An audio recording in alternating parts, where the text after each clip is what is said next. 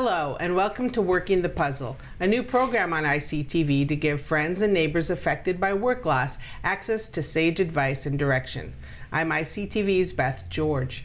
Everyone's puzzle is different, and ICTV hopes these conversations can be part of your understanding of the processes of change. Today I'm joined by Lori Hendrickson of the University of Minnesota Extension. She's an extension educator and professor in the Family Resiliency Regional Office located here in Grand Rapids. Today we'll touch on how to reduce spending in response to job loss. Welcome, Lori. Thanks, Beth. I hope we can touch on quite a bit of things today, but first let's talk about what family resiliency means and how the university looks at that area. Sure. In Extension, we have a number of areas. Most people are generally familiar with either 4-H or Ag. And family development is one of those areas. And underneath family development, we have things such as the SNAP Ed program. That's under food and nutrition. And in family resiliency, we're dealing with such issues as parenting, and family resilience is simply helping families to be more resilient, to be able to look at their resources, and in particular I do family financial information, and so resiliency is certainly, in that aspect, helping families to understand their resources and make the most of their resources so that they can be resilient in their communities. Okay. Well, one of the reasons we started this conversation now is in response to past and future job loss that we're going to be seeing in the Itasca County area. So can you just give us an example of what happens when someone loses their income and how they move forward from there? Sure. What happens, and people generally don't think about it in this way, is there is a response that is similar to the grief process. And so we actually do kind of go through a grief process with the job loss.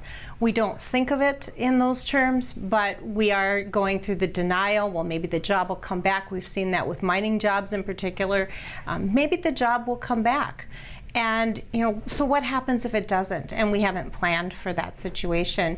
And so when we want people to be thinking about this, think about it in terms of that grief cycle. We know we'll go through those various stages.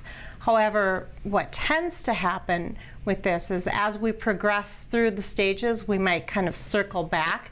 And in the model that you've shown, you'll see that there are ribbons that kind of circle back around, and so that kind of shows that we don't go through this in a straight line linear process. And as a result, we often don't take a look at our spending habits and change those, adapt them in order to meet the change in our income. And so that is really an important thing. We tend not to make those changes for about 6 months. And so if our spending is up here when our income is up here, that's fine. But when our income drops, then we start to see a difference, and we don't always react to that in terms of changing those spending habits when we need to. Okay. So then if you're anticipating the loss, or if it's been dropped right away, how can you adjust right away to that loss that's coming, or just was dropped at your doorstep and you have a week to respond? Yeah, and the first thing, we hope people are actually making spending plans on a regular basis. We know that's not always the case. And so the first thing is to take a realistic look at our spending habits. What are we spending on? Where's our income right now? And to get a real good idea of what's happening right now. When we do disaster recovery work, we often talk about before disaster, after disaster, and it's very similar. Although we don't want that perception to be disaster in this case, because we want people to have a good perception of things change, and we can adapt to change. But we want to look at before the situation occurred. How was our spending? What did our plan look like? And then we go forward and start to make some changes. So are there things that we can cut that might not be drastic changes in our plans? We like to look at the little items that we can change that might have some big impact. And so thinking about what those spending areas are, really having a good idea of where we're spending our money, and then being able to, as a family, work together and to create those ideas of, so what do we cut, and what are our new goals moving forward? Now, are there some things that people forget that might be luxuries? I mean, for me, it might be my coffee every day from a coffee shop, or are there things that people kind of forget and they are still stuck in the budget when they go forward? A lot of times we automate our decisions so much. I mean, when we get up in the morning, there are certain things that we just generally do. And so if we generally stop at the convenience store to get gas, and then along with that, we're getting a cup of coffee or a lottery ticket or things like that, it's just such a habit to us that we don't even think about those things. And so we have to look realistically at what each of those, even just keeping a spending log for a week is helpful. We really recommend people to do that longer, but a week to kind of get an idea and look if, is this a normal week, or are there things that happened along this week that maybe wasn't the typical situation for our spending. Another area that people tend to forget, and it always amazes me, but our animals, our pets, they're such a part of our family that we don't even think about the cost of what we're spending on them. And also hobbies that we have. And again, it's so much a part of what we do in our daily life that we tend not to think about the money that we spend on those items as well. How do we, when people have change, and you talked about it being part of the grief cycle, there's bound to be some conflict as we're looking at budgets and who needs to change what and what do we need to cut. How can we manage the conflict as we're working with these changing the spending habits? In the context of a family, we need to talk about what's happening and be realistic. And I think about with the holidays coming up, maybe it's a matter of saying we're not doing as many gifts as we did in the past, or maybe we'll do a family gift to talk about how those changes might happen. So we're reducing spending and things like that. But everyone in the family needs to be a part of that discussion. And I have one example that I use. One of the participants in a program we offered talked about how her husband brought up the idea of cutting cable for 3 months just to try it out. And she was not happy about this. And she said at the end of the 3 months, she found that they functioned just fine without cable. And that was the item that she realized that they could make a change with. And so even proposing the idea of making a change for a short period of time to see that economic impact on the family, and also to see if there are things that you take as something that you can't live without.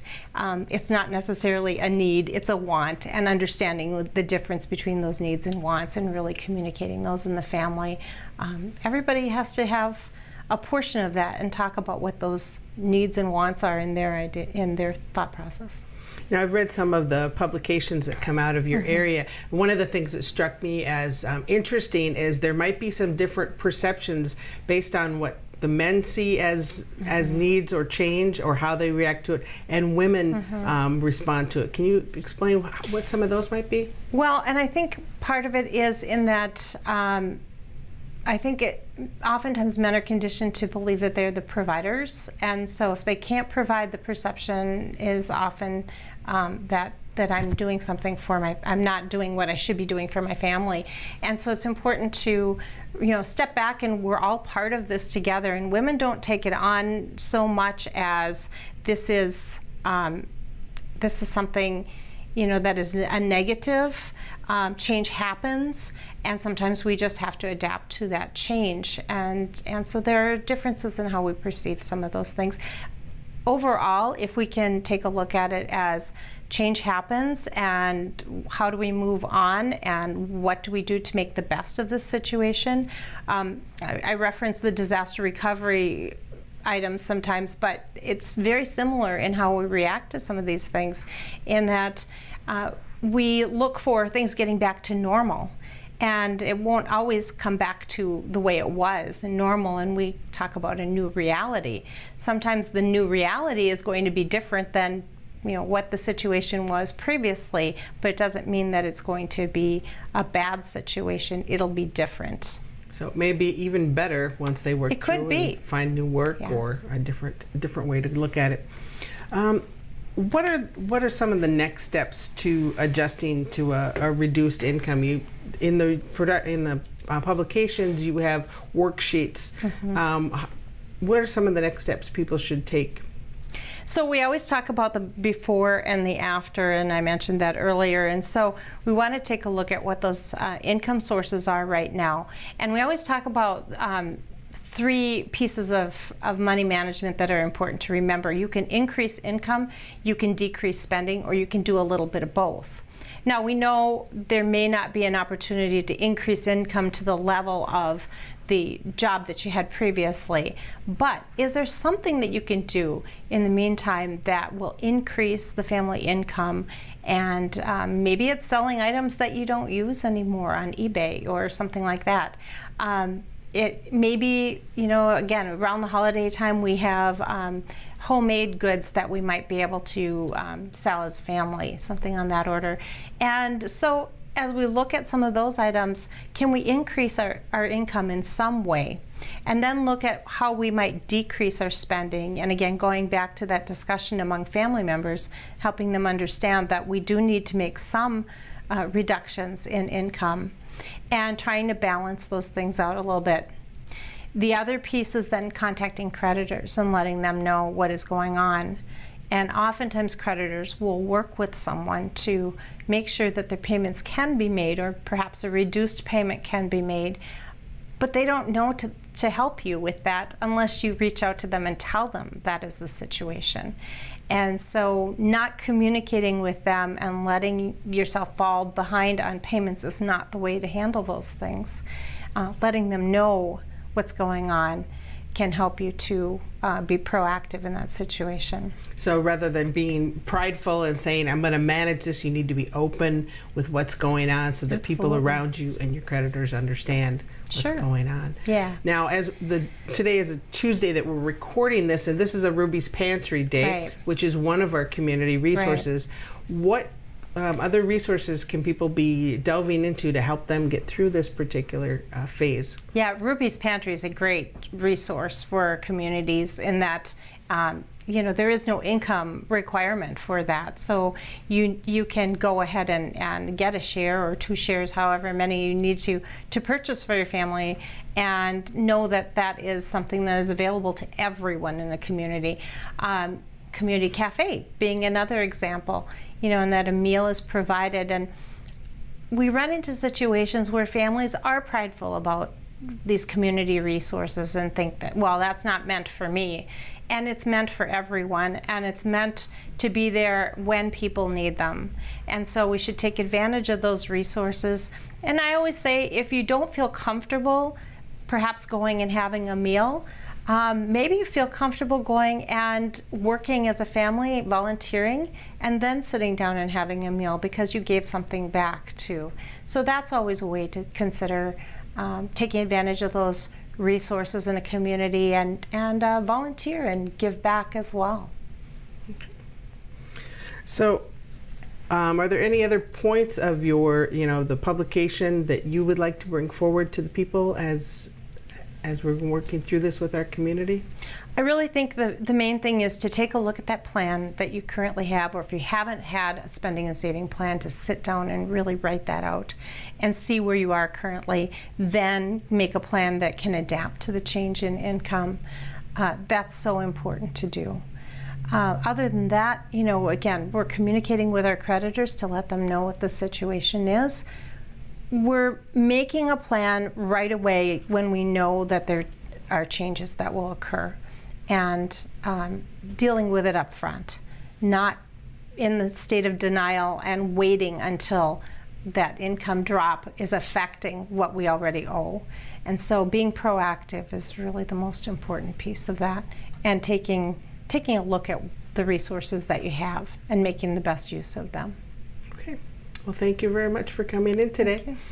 That's all for today. Thank you, Lori, for your insights.